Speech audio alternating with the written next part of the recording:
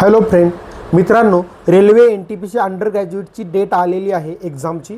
आणि ज्यांना पण शेवटची रिव्हिजन म्हणून एखादं प्रश्नपत्रिका संच पुस्तक वापरायचं असेल त्यांनी आजच आपलं हे प्रश्नपत्रिका संच पुस्तक घेऊन टाका.